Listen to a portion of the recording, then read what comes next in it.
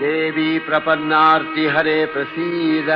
प्रसीद मातर जगतो अखिलस्य प्रसीद विश्वेश्वरी पाहि विश्वम् स्वविश्वरी देवी चराचरस्य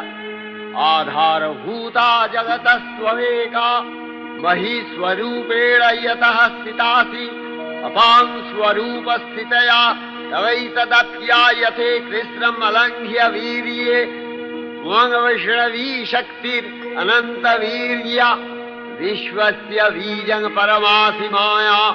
सम्मोहितं देवि समस्तमेतत् त्वं वै प्रसन्ना भुवि मुक्तिहेतुः